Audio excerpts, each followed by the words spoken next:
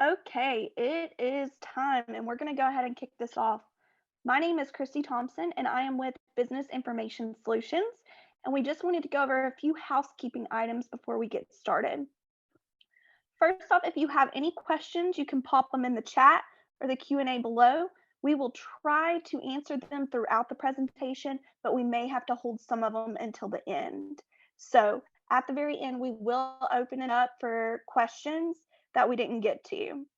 So thank you so much for coming out today for our Business Builder webinar, and it's on how to really increase uptime and productivity in 2023. And we have a very special guest with us, cybersecurity expert Matt Farry. So let me go ahead and introduce you to our webinar host, Phillip Long. He is the CEO of Business Information Solutions. He's also a technologist and entrepreneur, and he specializes in providing technology solutions, security consulting, compliance to businesses along the Gulf Coast. He's been in the IT industry for over 20 years. He has 600 plus clients from Gulfport to Dothan, and he's the current owner of 5 businesses. He also has some really great certifications: Certified Information System Security Professional, known as a CISSP, as well as his CMMC designation. So let me go ahead and introduce you to our guest speaker. We have Matt Farry. He is the co-founder and CEO at Real CISO, and he is a cybersecurity and leadership expert with over 15 years of experience. So he had a decade of active duty military, followed by private sector applications. He brings a really fresh perspective to the field because his approach to life is woven into the cybersecurity field, and it keeps audiences interested and engaged. So, as the founder, Matt and his team have taken on the challenge of supplying cybersecurity to small businesses at scale. So, he holds a CISM and has established and supported over 200 cybersecurity risk programs throughout his career. So, to make things even more interesting, Matt has been successfully growing Real CISO out of his camper van. So, you can see him in it now through his video there, taking the remote work lifestyle to new levels all across the country. So, I'm going to pass it on to our host, Phillip Long. Great. Thank you so much, Christy, and thank you everyone for attending. And thank you, Matt. And yeah, Matt's one of the coolest guys I know in cybersecurity. You think cybersecurity and you think, I don't know, Pinhead or whatever. And Matt, you just passed by me coming from Florida. You're in Corpus Christi, and he's connecting to us via Starlink, satellite. So tell me how that's been. How long have you been doing that? For years, right? Yeah. We, my wife and I both knew that we wanted to travel, and we wanted a level of freedom that parking ourselves in an office punching a clock wasn't going to give to us. So we actually ended up selling the house, starting a company, and we've been traveling full time almost 2 years now. We're going on to our second loop around the U.S. Wow, that's really cool, man. I tell you, guys like me, we envy you. But, giving us a ton of opportunity. We get to meet people like you as we're traveling through. Yeah, for sure. Well, we want to jump in on our topic today, really, and I want to start off with a poll. And a lot of times I want to, always trying to gauge understanding from our clients as far as what they are thinking and all that kind of stuff. And Christy, would you do me a favor and pull up and hit that poll button for me? Absolutely. And the question on the poll is, how aware are you of the current risks to your company? And I like to get this because, primarily we're dealing with small business, and I'm always just trying to get a pulse with what they are thinking. And I'm just curious to kind of see what that looks like from, how people feel, what's their gut feeling on how aware they are of the security risk that face their company. And when I say that, I mean, I'm really thinking more than just like maybe your data. I'm talking about, maybe physical security. Do you have your documents in place? Things like that. Hey, Phillip, it looks like since you're the host, you're going to have to pop that up there. Oh gosh, here I am. letting everybody down. I don't want to get my screens all up.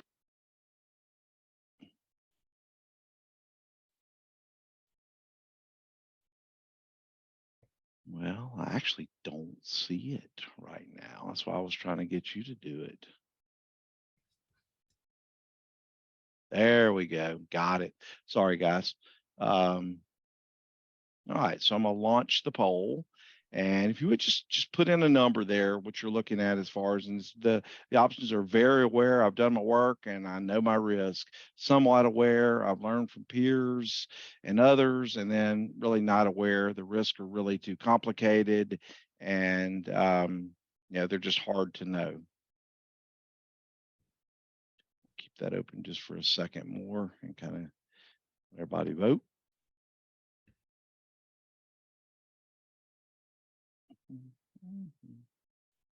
All right. So it looks like it's about 50-50 between not knowing and knowing.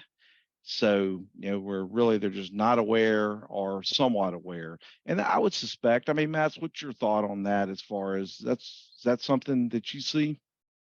Yeah, it's I'd say that's pretty par for the course. There is always that blend, and then the complicating factor of you don't know what you don't know.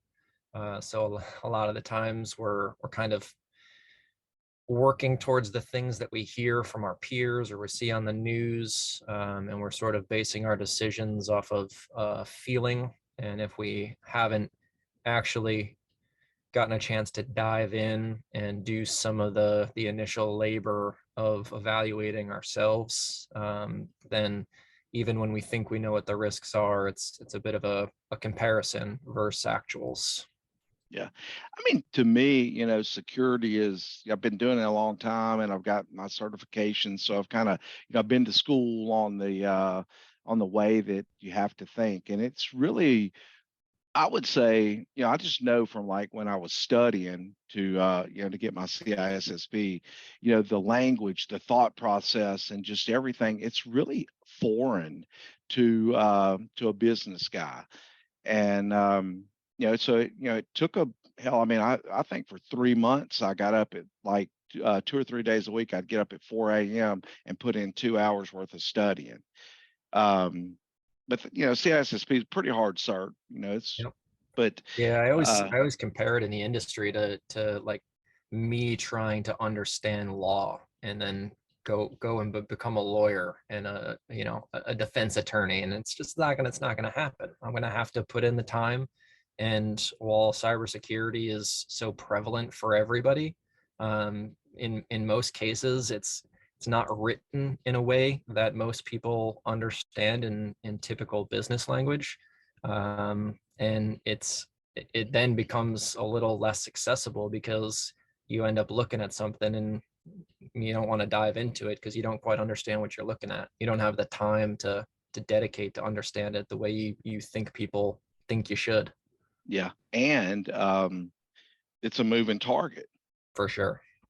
And that's, to me, even like, people when we, back in the day before so many cyber risks were out there, technology, it's just changing so fast. But to me, I didn't feel that way, but about cybersecurity, it truly is changing fast. I mean, I even feel that it's changing fast because if I don't keep up with I got my feed where I'm getting all the latest information. If I miss that for a few weeks, I've missed something. Where in really technology in general, man, you could go 6 months and there's no epic changes.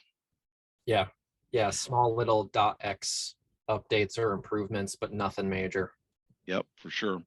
Well, I want to just talk about why compliance has become such an issue lately, because I see an increase even over the last 12 months of why compliance is such a big deal. And one of it is that the average cost of a breach is $108,000 for small business. And you think of 108,000, it's not, probably for a lot of businesses, it's not unsurmountable, but damn, it'd be painful. Yeah. I mean, that could be 6 to 8 months of reserve running revenue. Yeah. It could be huge. Yeah, for sure. And when you factor in like reputation and all that, and this next issue here is like cyber liability insurance or have been paying big payouts. And this is the thing. And I've really taken an interest into cyber liability insurance. I don't sell it, I don't anything about it, but I try to understand it because to me, it's the essence of risk management. The underwriter, the person, whenever you write that premium, you're basically, it's a transfer of risk to the insurance company. Yeah. And one other point that I think is driving and this is a little bit paradoxical, if you will, but it's driving the cost of the breach up is because a lot of people do have cyber liability insurance. And when you have that, they've got that full team of experts that come in and they have to notify everyone, and all the laws are actually being followed, which actually causes the cost of the breach to go up. Yeah. There's an entire flip side to that coin now, probably within the past year or two, where there's a lot of businesses that are having a very hard time getting insurance. And it's almost an entry to prospective businesses for them. If they want to do business with somebody else, the first question that they're going to be asked is, do you have an insurance policy? And if you answer no to that, it might be a deal breaker. And it's depending on the industry, things like higher education, certain aspects of small business healthcare, the insurance companies have almost deemed them uninsurable because the risk is too great for the insurance company to take them on. Yeah, and I just sat in on a talk with a company with a major cyber liability insurance carrier, and I've gained some more information. And there's basically two types, or maybe more, but basically two types of these insurance companies. And cyber liability to me, living on the Gulf Coast, I never understood because I'm a big fan of whole life insurance, and they know how many guys 54 years old are going to die. They don't know who they are per se, but they, of course, you go get your medical, and they can, that's how come your rates go up. But in this world, it's crazy because it's very difficult to know who is client A, client B, client C, which one is more risk to me, and they are working to try to figure that out. And there's two different kind of companies out there. There's one that tries to look at it from just an outward posture by like looking at all the things on the internet, scanning the ports of the client and all that. Well, they are usually cheaper, but if they take a hit, they went out there and they put a bunch of money on making this work, and it's cheap. But if they take a big hit, they'll drop your ass. And in a vertical or just in general, kind of like how they do down here for us on the Gulf Coast, where with like hurricane, wind insurance and stuff, where they'll come in, a big hurricane comes in, they run out, man, they cancel all the policies, they won't renew any of them, and they run out. Cyber liability is that way, and if you get a breach, it's very difficult to get reinsured. So there's a lot that goes into that cyber liability insurance equation.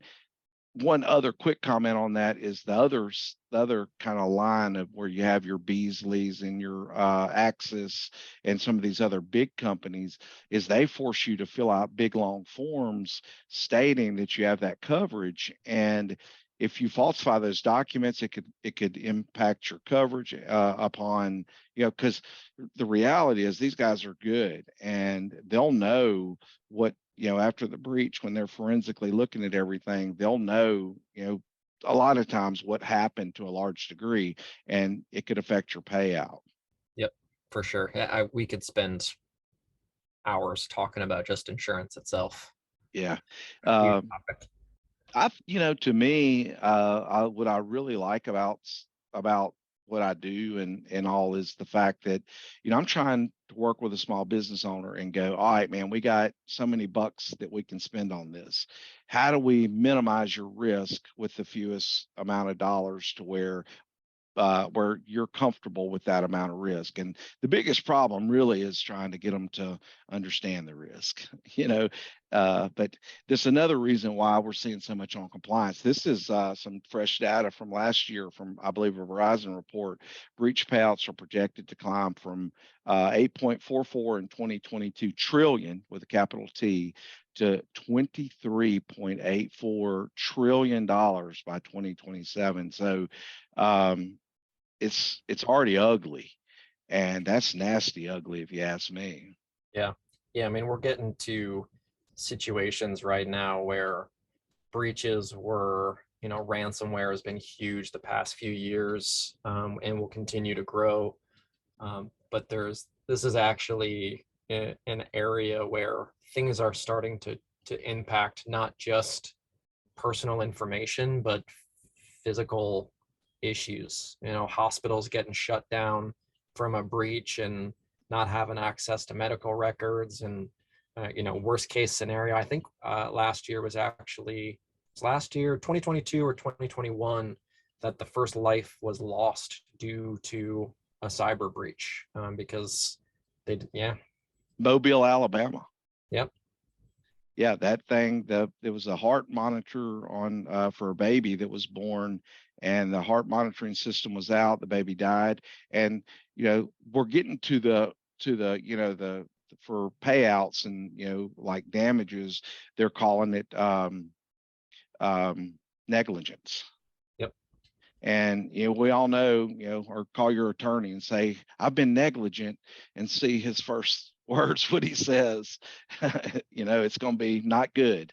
Yeah. So yeah, for sure. But I had just seen, I knew it was bad, but I thought, maybe optimistically, that we were maybe going to get a little more taming of this beast, but it's fixing to run wild. And you talked about this a little bit earlier about just peer concerns, what I call like supply chain, and, up and down the supply chain. People are concerned with how you're handling data. And ultimately, one of the things I really liked about HIPAA, of course, it never caught really where it had teeth. It's only after the breach are you going to have trouble, with the Office of Civil Rights, and which I always found ironic that if your data got breached, it was a civil rights violation in HIPAA world, which is kind of crazy. But they're not really doing any proactive checking, but they do after the fact. I'm dealing with helping a client, a brand new client that came on that had some issues, and in the scheme of what was lost, man, it was nothing. I mean, in like business terms, but they have spent a ton of damn money, and now they're making them put in all these controls and all that. Man, it's really tough. So don't have a breach. How about that? And then, of course, even government requirements. The Department of Defense has come out with that CMMC, the cybersecurity management model. And the thing I like about that, Matt, and you can speak to that because I know your platform, y'all go into that really deep.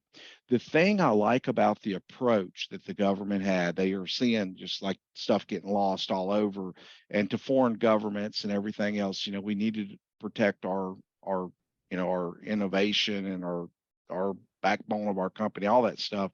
But I like how they, generally speaking, that with technology or business in general, security was like a bolt-on, and their thing was they wanted it to be part of the core foundation. I always liked that concept. Yeah, it's always a battle for me, because while I would love to say that people are going to do security for the right reasons, security for the sake of security, it's not the case. It's an overhead cost for businesses. And we keep trying to preach that it's a revenue generator. Your customers are going to be looking for it. Your partners are going to be looking for it. Your, pick somebody's looking. Somebody's going to be asking for how are you protecting information or making sure that your business is going to survive, so we can continue this relationship. And it's really become clear that we need to lean on some type of regulatory body to try to push that. The catch there is that they need to make the requirements clear and accessible, and something that businesses can scale with, and not just drop the hammer and do it all right now. So, we've seen it with a lot of different variations of the HIPAA rule over the years. FTC's coming out with new things, the DoD with CMMC, and it's great for business, from the cybersecurity side, but it's troublesome for those that need to start complying with these things. And as you've heard already, and you'll continue to hear, because a lot of these things end up being written very confusingly, they're looking for professionals to basically help them dissect and understand, what is it I actually need to do. Yeah. It's, to me, when I went in business, and as I've been doing stuff, for 20 plus years now, and, it's really more about the team of who you surround yourself with. And if you're going to be in business, you got to have a good insurance guy, you got to have a good attorney, you got to have a good tax guy, you got to have a good, financial planner type guy. And, it's almost like IT and cybersecurity. And one of the things, my biggest competitor is I got a guy. And I love being able to kind of talk like this, because I can be bold, where I won't want to be this bold when I'm kneecap to kneecap with a business owner. But the reality is that this stuff is complicated, and if I didn't have my team, I'd be screwed. And I got damn 30 people on the IT side of my company, and I always could, if I could always use somebody good. And I got a guy, man, you're just asking for trouble.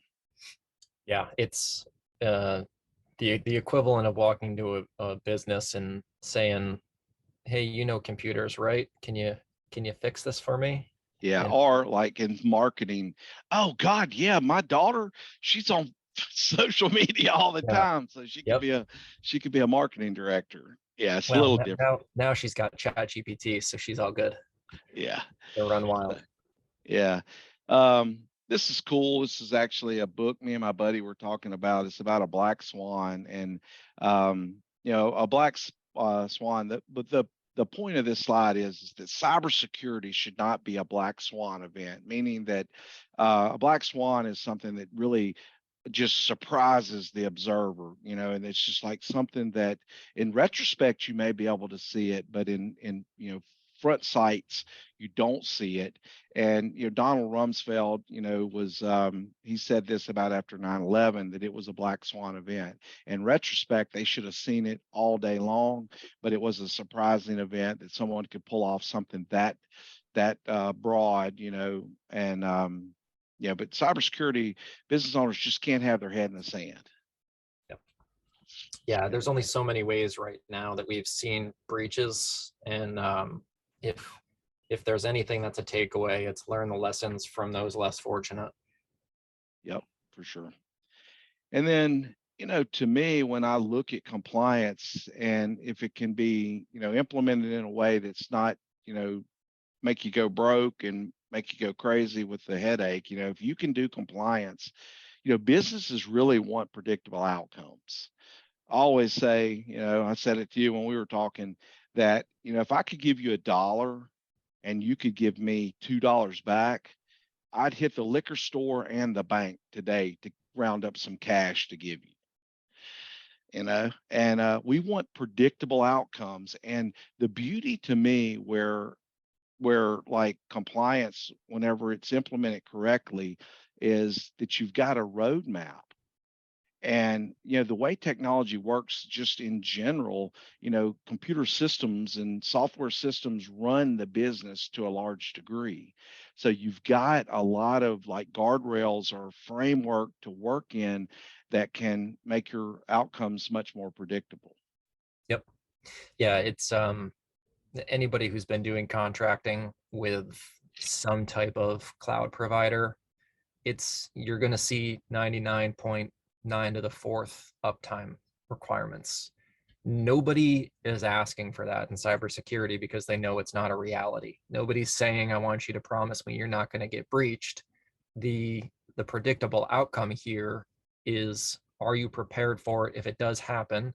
And do you have the things to make it as unlikely as possible?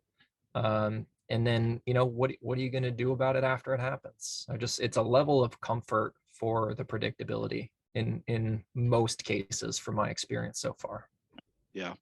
And ultimately, compliance is a resilience roadmap. I mean, it is it's kind of a bad word, I think, amongst businesses. It's like, oh gosh, because it's complicated. I mean, but if somebody could explain something to you, and there's a few people in the world I think that are really good at, like, I've been listening to Jordan Peterson a lot, and he's like he's kind of a phenom right now. But what I like about him is he can take something so damn complex and he can make it to where I can understand it, and then even to the point of where it's like, duh, you know what I mean? It's How did I like, not know that before?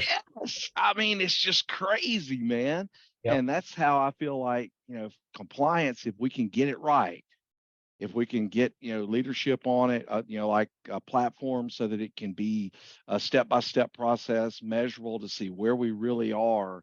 It's a true roadmap to business prosperity, like, because you're going to lower your overall risk. Not only that, your reputation, but also just, I've said this 1,000 times, secure networks have less problems. There's more uptime in a secure network.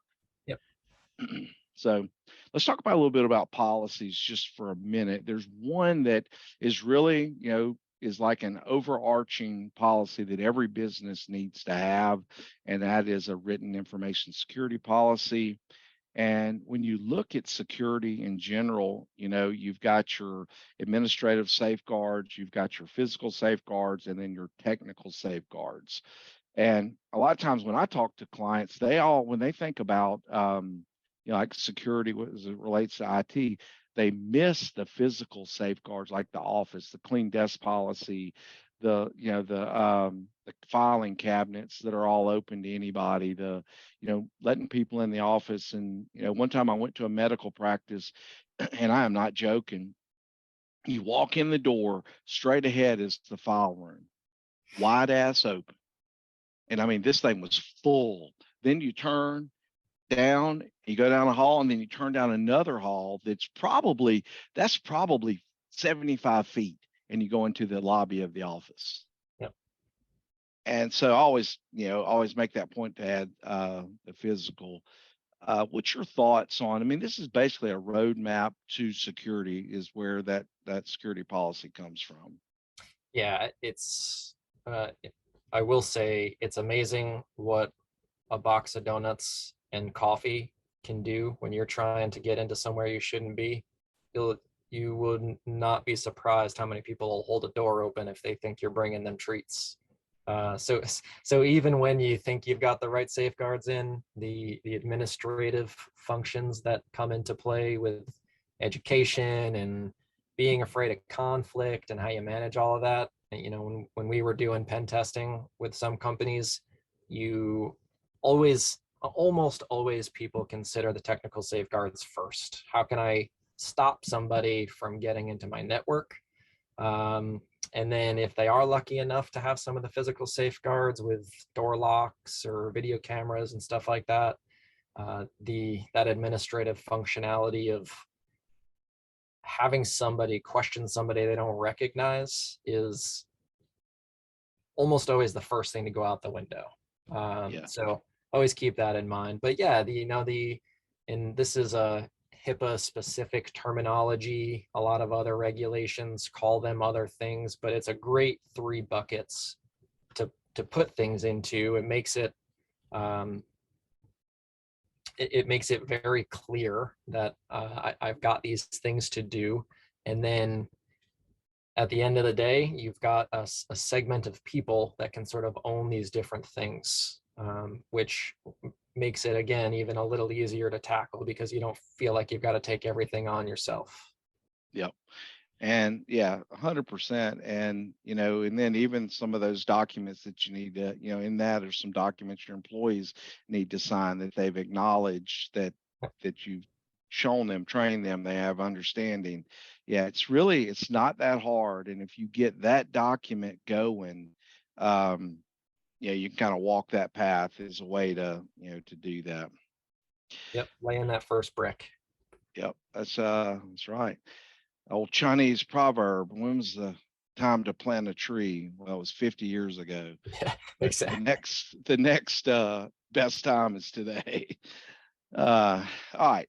Now, to me, because again, I work with small business and so do you, I am always trying to, I call it bang for the buck, and this is stolen directly from the Center for Internet Security.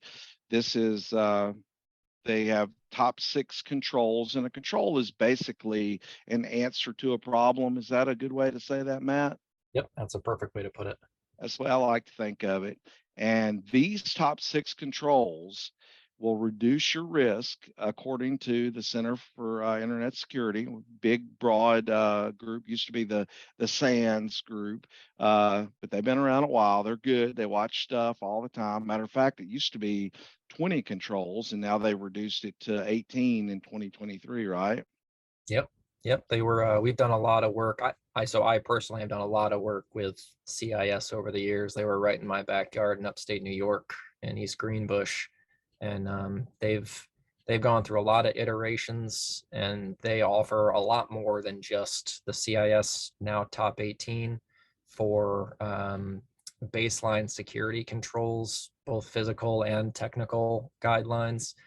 So if you haven't checked them out or you're not familiar with them, definitely go check it out because they've got a lot of good free resources available, which is, when you slap free on something, small and mid-sized businesses should jump all over it.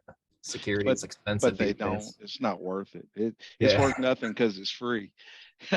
In a way, I think sometimes small business think that way too. Yep. But Yep. it is, they got a lot of resources and so, but anyway, we'll just walk through these. I don't want to get real technical, but the top one is inventory, hardware, assets. What do you got? Where's it at? That's what I do when I start meeting with clients is I start just simple questions about where the data is, who has permissions to it. This is more focused on hardware, but what all hardware you got? Where's it at? Oh yeah, well, and they forget the one they're connecting to from home or whatever, and that's the one their kids is gaming on and, surfing, all kinds of sites on. Yep.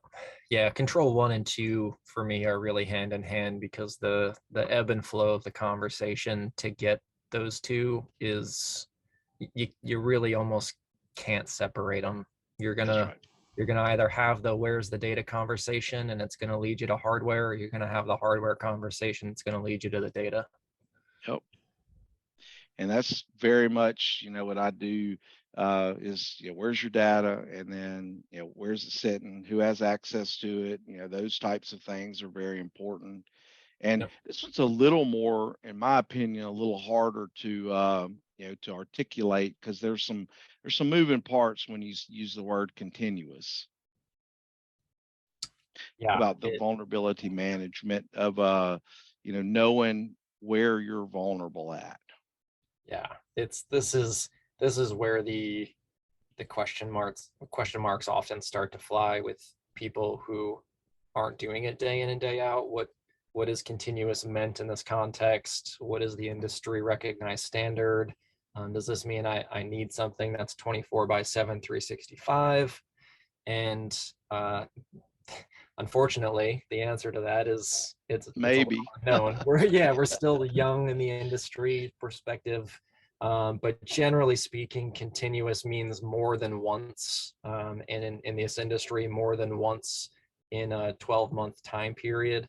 So vulnerability management specifically, the common theme that I've seen is if you're not contracting on some type of MSP or outside XDR service, you're going to have at least quarterly scanning, which is generally a pretty pretty achievable thing. Vulnerability management, in which I like vulnerability management because it's not just scanning, it's what do you do after you get the results too with mitigation. So having that quarterly cycle, if you're not doing it on a something more frequent, is typically gonna cut it when people start asking questions. That's right. And I'll just touch on just a little bit about like what we're talking about here. This could be something like, let's say you've got a firewall. Well, firewalls are really, they're an appliance or a box, if you will, and they have an operating system just like your computer, and it needs to have, people are poking at those things. The bad guys and the good guys are looking to see if there's some way of exploiting that box. Well, they find that there's a way, and then they say you got to patch it. You got to apply this update to it. Well, that's a form where you need to scan that. And the good thing is there's a lot of information out there about, there's a vulnerability exploit report that comes out, I believe, every Monday that shows you all of that. And you got to scan it. You got to see if it's on that list, and you got to patch it. Normally, if you just patch it, you'll, in given intervals, like you should, you'll cover most of the vulnerabilities. But that would be one example of that. And same way with an operating system on a server or on a workstation, you need to look at it. It gets a little harder when you start looking at all the components of a workstation or a server, like the network adapter or those type things. Yeah. Yeah, I mean, in most of the cases that we're dealing with, if you're talking true small to mid-sized business, their networks aren't going to be so complex that you can't just go do updates.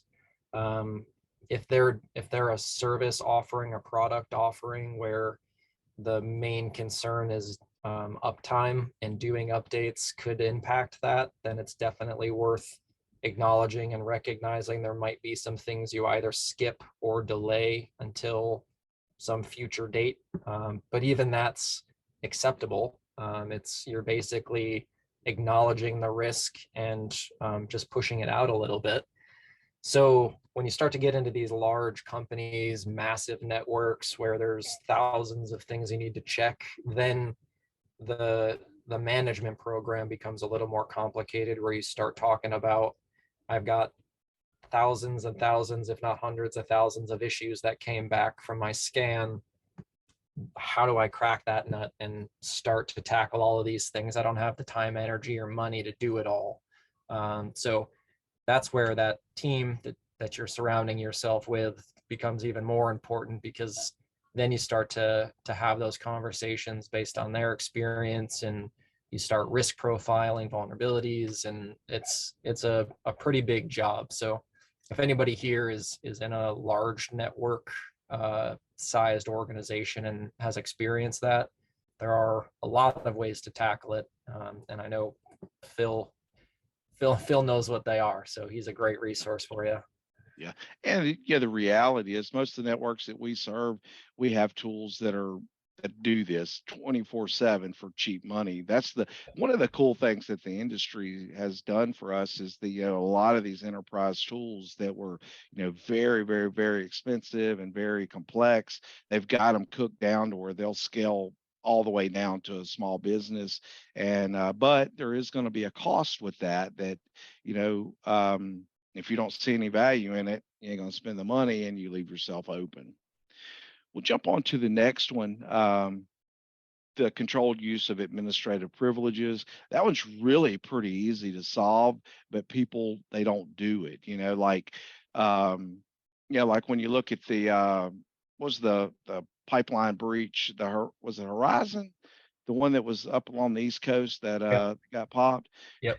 That was somebody, an ex-employee. They left his credentials in the firewall, left it all open. And to me, when I say that, like one of the core components is a hire fire policy. That's my term for it. But and people are like, they understand completely when they hire somebody. Most companies have a checklist of all the things that they do. They have they got to get a computer, they got to get access to the building, they got to, blah, blah, blah, credit card, whatever. And really what you do is you take that policy and you invert it. Yep. And everything you gave them, you take away. But that's just one, this we're also talking about, like, password management and all that. And especially knowing who all's an administrator. And how many times you've seen you go run a scan on a network and everybody in the damn company's an administrator. Yeah. This is one of those things, and it's, you've got your CISSP, I got my CISM. We've seen both sides. We run small businesses, so there's this line you walk with understanding, in our minds as security practitioners. It's very simple in theory. When you start to put yourself into the shoes of the people who are supposed to be doing this, and companies are running leaner and leaner, and you're scrambling with 18 different hats you're wearing, the policy could say what it says all day long. But if you don't have the time to actually execute on it, then the policy might as well not exist. So one of the biggest things that I've always worked on with customers is don't take something off the shelf that somebody else used that worked for them and just put it in your document and implement it. You really need to sit down and at least spend a little bit of time ironing out the details of what makes the most sense for you, what's reality for you to be able to execute on. Because if you don't do that, then you're holding yourself to an unachievable standard. Yep, for real. And they say, like, recovery after something bad happens, like if we sat down over lunch for 30 minutes and I wrote it down on a napkin what you were going to do, you recover like 65% faster. Yep. I mean, it's that much work goes that far, but people just hate it, man. And that's where, I always try to be, business minded and really just make them talk. Just get them talking to me and let me figure out what the hell they got going on. And then we'll figure out how to, put together something that's doable and, that can actually be implemented and maintained. That's the other part of the equation. This ain't a one-time event kind of thing. Yeah. And then Control 5, secure configuration for hardware, software, mobile devices, big hole in most people's little deal, because used to be, like for us, we used to buy everybody a phone. And now everybody's gone to BYOD and we have two. And it seems to be like when I check in with my business owners, they don't usually have. And there's a lot of, potential whenever you start mixing business and pleasure. You know what I mean? Yep. Then, of course, laptops, workstations, and servers. And to me, like, I started an MSSP, Cyber Fortress, primarily out of just examination of not only what happens in the market, but examination of even my IT guys. IT guys, managed service provider, or class them as like an IT guy, they're all about making it work. Yep. And they'll turn something off to make it work and then never turn it back on. I've seen it, I hate it, I wish that I could say, but so I have a whole nother team that does an audit of that. And we're actually working on a big project I'm working on, where, change management is the big thing. It's like, okay, we get it all set up, man. We got a template. I can apply that template. Boom, it's perfect.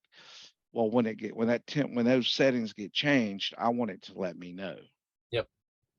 Yeah. That's You change see it in management. IT, you see it in software development. There is definitely a separation of keep the business running and keep the business secure. And it's two very distinct mindsets that aren't often shared by people in specific roles unless that's in their job.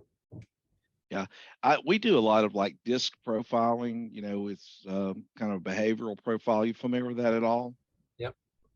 I tell you, I lean on that more and more and more as time goes on, because there is a mindset of an engineer, and they're steady and compliant, which means they don't like change, and if it ain't broke, don't fix it. And I mean, again, we got to use humans to do this stuff, man. I mean, it's just, you can't automate everything. There's an element of that. And so you've got to have a different mindset that is more inquisitive and more, like has a higher level of like I for influence, and oftentimes D.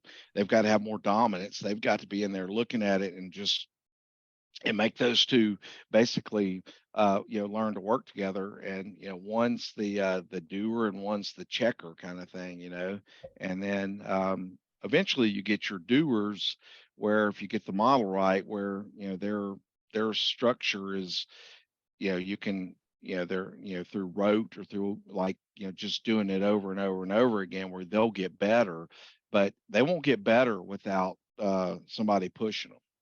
Yeah.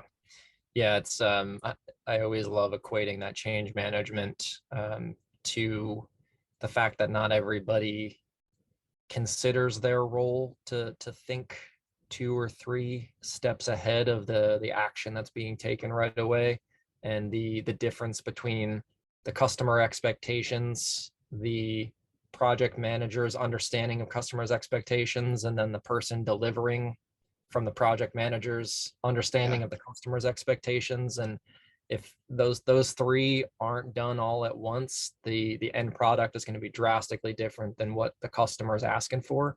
And when you compare that to how you're actually managing the workflow, because everything you just described with configuration of it, the usage of it, and then the expectation of output for it,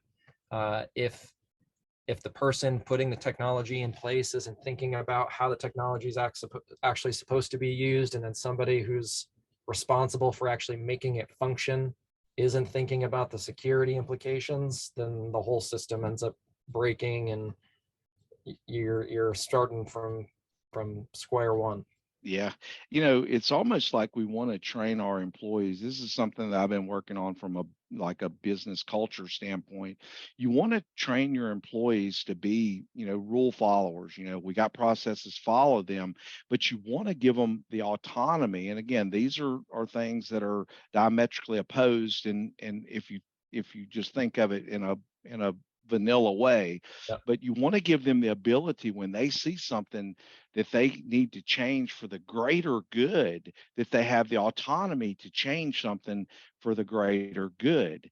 And and so you got to have some emotionally aware and some kind of mature individuals that you work with that can A, understand that concept, and then B, be able to make that decision and be able to articulate, yeah, I made that decision because it's the greater good was being served here. So, but I'll, we'll move on. But control 6, talking about the maintenance, the monitoring, and the analysis of audit logs. And, to me, when you look at computers, computers log every damn thing. But of course, the bad guys want to go in there and whack those logs when they are doing mean stuff to you, because they don't want you to understand how they do it and all that. But, that's where change management is, like in my mind, and the big project I'm working on is we're collecting all those logs, and we're writing, algorithms that say, when this happens, when new software is installed, alert me. When firewall change rule happens, alert me. When Office 365 doesn't have multi-factor enabled on it, alert me. Yeah. And so there's a lot that can be, gleaned from that. But I forget, I think a server and 5 workstations create 250,000 log entries every day or something. So, I mean, we're talking an enormous amount of data. Yep. Yeah, you're hitting terabytes quickly with that. I feel like I've said this a lot, but it's another fine line to walk of collecting too much information that it's unusable, and not enough that you don't have what you need when the time comes. And not to make this a pure insurance conversation play, because I also don't partner with any insurance companies, but this is when push comes to shove and a breach happens, or a potential breach, an incident happens, if it doesn't rise to that level, the logs are the first place you're going to go to start trying to figure out what happened, how big of a deal it is. Do you need to do reporting? Do you actually need to get the insurance company involved, or is this just an internal thing? It makes sense that CIS has this as a top 6 control, because at the end of the day, while I hate the statement, it's not if, but when. I do think it's true. And this is one of those, how prepared are you to deal with it when it happens? Control number 6 is by far the most important. Are you ready to deal with it? Control for me. They could even tie up your systems where you can't go back to work. Yeah. Trying to get this. We do external logging on all of our clients that is forensically sound. So we're catching all them logs and sending them to another place to, so that in the event we can give them those logs and they're not dependent on the machine to get them off of. So, but sure, that's a big deal. And to me, I think honestly, and again, I'm a nobody in security as it relates to the big minds out there, but that logging and being able to recognize changes and alerting off those changes. But again, it's such a vast area because there's so many damn logs being created and there's so many different kinds of systems that there's a lot of there's some green field out in front of that, man, because if you can start getting it to where you like, okay, I can handle your Microsoft platform, the Azure platform. I've got all my stuff prepared here for when weird events happen. We're going to get alerted. And then now I got the workstation, I got the firewalls, I got the servers, I've got the wireless, I've got, all that stuff. But to me, there is a huge advance that could come from, change management or alerting off of the logs. Yeah. Yeah. I mean, at the end of the day, not to harp on this too much, but the title of that control could really be slimmed down to logging and alerting, because that's what you want out of it. And for most businesses, I would say almost agnostic of size, there's probably only a handful, 4 to 6 really critical alerts that you could set up. If new administrator account created, administrator account deleted, and you tie in a few more of those. Yeah, delete logs deleted. Yep. Somebody bad's on you when that's either somebody messed up real bad or somebody bad is doing something. Yeah. So you could 95% this with 4 to 6 specific alerts, and write those down and send them to me, Matt. Yeah, I will. Write those down for sure, man. Because I mean, that's what I'm doing with my tool that I'm using that's reading logs and alerting. And if you gave me those, it's like, again, there's a million logs here. I just, if I could get where I could just bite one piece and do that and knock down a large percentage of risk, that'd be huge. Yeah. We'll collaborate on that a little more. I want to show you this tool, but we'll talk about that. So ultimately, what we're saying here is learn to leverage compliance and don't be scared of it. Look at it for what it is. Let somebody help you understand it. Get a platform where you can actually, get it into bite-sized pieces. And because the reality is that it's not going away. It's going to get worse. If you call it worse, or maybe better, if you're really the way I think about it, as far as it's going to force people to start, being a little more understanding of how valuable. I mean, just think about it, man. We're trying to protect something that's valuable. Yeah, if we didn't have information or functions that people cared about, cybersecurity wouldn't exist. It drives the industry. Yeah. And not to get this shameless business plug, but we recognized it, and small companies are now being held to higher standards, but a lot of the tooling that's out there is expensive or complicated. So it didn't fit the small and mid-sized business, and we recognized it. So really the biggest play that we're trying to make with our platform is that it's easy to understand language for the non-specialized people who are responsible for security in their business. And they actually get some tangible results out of it. It's not just a laundry list of issues. I really like to me where, it looks at your risk and it basically puts a gauge on it to show you, like how much of it you've gotten done. So you can visualize the improvements or whatever. Yep. Because it's like you said, we're never getting to zero risk ever. And in life, I mean, there's no guarantee, baby. Ain't no Yeah. guarantee. So we'll go there. We'll kind of wrapping up here. We're going to take some questions if there are any. And I got one more poll right here that I want to put up here with the let's see. With this here is basically how confident you in your ability to mitigate risk and manage compliance. And we're talking about um, from an end user standpoint, are you feeling like you could actually mitigate risk and manage your compliance, or is that something that you think you're going to need somebody to to help you with?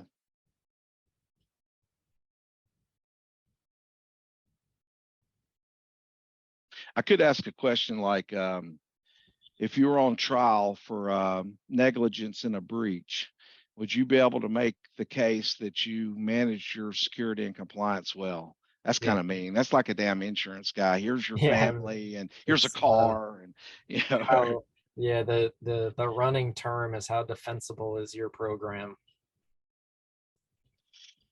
yeah, that's pretty good. So we'll wait and let people kind of weigh in on how confident they are there in that, and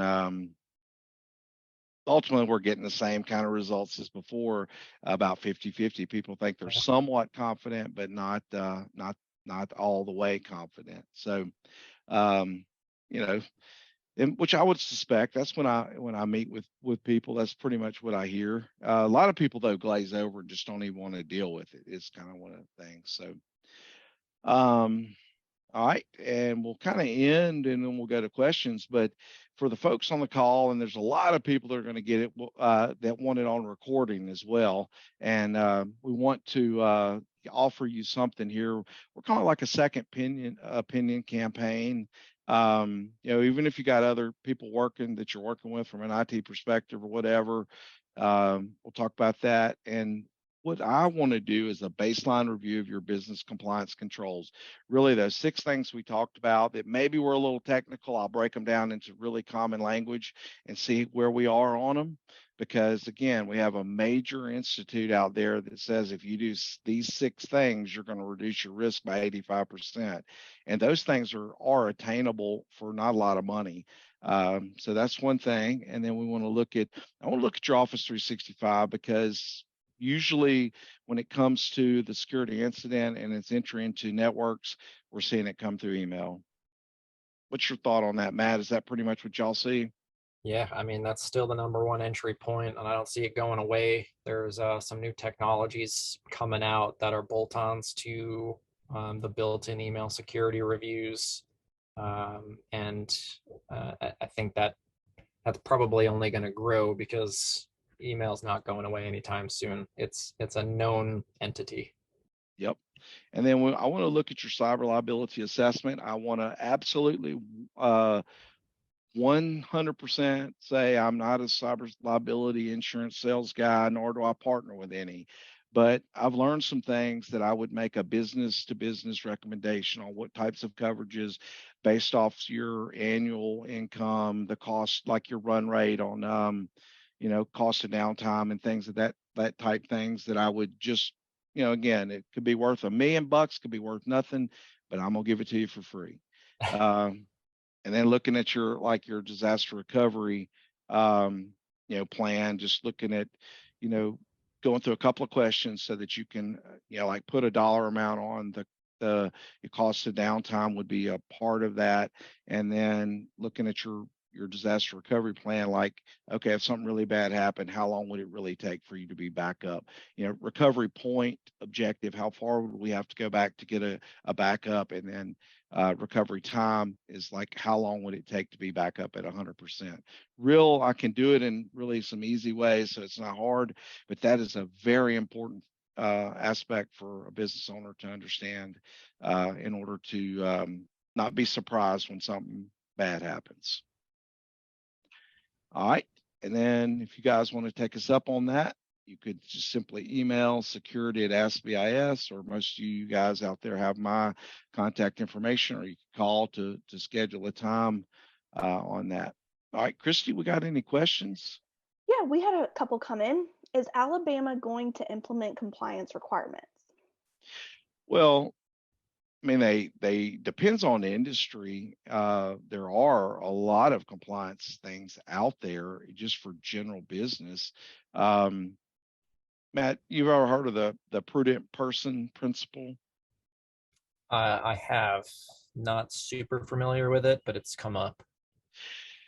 This is something like that is, it's almost like, I'll give you an example of, well, let me kind of explain. I'll give an example. A prudent person principle would be that if you were to go into a room of your peers, let's say you got 12 people, and I said, Matt, it's 2023, and you own a healthcare, you're a healthcare provider. Would it be that, that a prudent person in your industry, in this market, in this vertical, would understand that you should take care of client records from a physical and digital format? So there's like ways that, in the court of law, that where it trumps even the compliance itself. And we're getting to where that is being used more and more in cases because, the reality is that most people know that the information is valuable, that they should be protecting it, yada, yada, yada. So, we've talked a lot about compliance, but what I really am trying to express, and what I really would like to make it easy, and the way I really want to help businesses, is that this compliance stuff is really just a framework that we can work in that gets us to a much lower risk, so that your business will operate more efficiently and more effectively. You'll lower your overall risk of owning a business, and we'll have a little easier life. I always break everything down into like brain cycles. If you've been hanging out with me lately, all my team, it's like, man, we got so many brain cycles, and I'd be damned if I want to burn any of them up on something that I could have prevented that's painful and troubling, even for, Matt. I mean, I know you've been on some deals where, I mean, it's stressful. Yeah. And it ain't your money or your data, Yeah. Yeah. I know we're over time here, but yeah, we are. I just saw that. My sum on that is you'd be hard pressed to say no. Alabama likely will. You can't guarantee it, but Texas is coming out with them. States are hammering it. A lot of it ends up being privacy focused than more broadly security focused. So likely states will start to come out with their own because it gives them a bit more of a hold on it. But there's only so many ways that you can skin this cat. So they'll probably base it, any state that's making something is probably going to base it on another standard or regulation that already exists, which means that we've already got some really good frameworks that even if they do, we can get you probably almost all the way, if not 90% of the way there with what's already available today. Yeah, for sure. There are, Senator Orr, there was something that actually did get passed, I think a couple of years ago, that is existing. I don't even recall all the details to it right now, but it's not only going to be, I would put government in Alabama last as far as the reason why you want to do it. You're going to get hit up by your peers, by your cyber liability insurance company, by an incident that happens, or there's going to be a lot of things that are going to happen. Don't wait for the government, because you're liable to get a breach happen waiting on them to set a standard. Yeah. And then I'll agree on what it's supposed to say. Yeah, for sure. Okay. We had one last question. What about third-party vendors? How do we know if they're compliant? That's a great question, and I can help them. The next webinar. Yeah, next webinar, I can help them. But there are some tools out there that will do kind of like what I talked about, the cyber liability insurance. There's one out there you could look at, like Security Scorecard. They're just damned expensive, and they'll do a audit of like all the outward facing stuff from a company. And like they can look at their firewall and see if it's got vulnerabilities in it. They can look at their website and see if it's got security certificates on it. They can look at previous breaches. They can look at all kind of things that are public record and outward facing from a technology standpoint.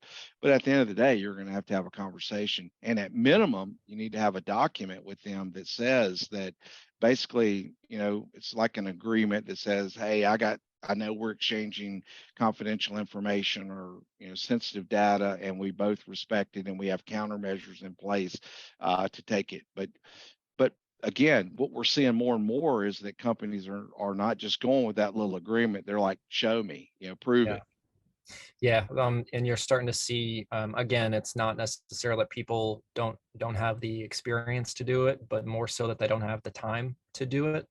Where I'm starting to see, I came across a company recently called Venseca, VENSECA, I think, and their play is third-party risk management at scale for small and mid-sized businesses. So they're basically not just doing the security scorecard outside, but they're also doing the internal reviews of SOC reports, pressure testing some of the controls for the vendors, so that the consumers of those vendors have they'll get a score rating of how confident they can be in that vendor's ability to answer yes to the questions they should be answering yes to. That So would be start to probably see, a great investment, because yeah, that's you'll start to see more of those companies popping up. Yep, for sure. Well, Matt, Christy, everybody that joined the call and they're going to hear it later, thank you for watching. If you have questions, the data's on the screen, how to get in touch with us. We'd be happy to help you. And just, appreciate the opportunity to kind of express some of these ideas and concerns, and all good. We'll talk to you guys soon. All right. Thanks, Matt. See you, buddy.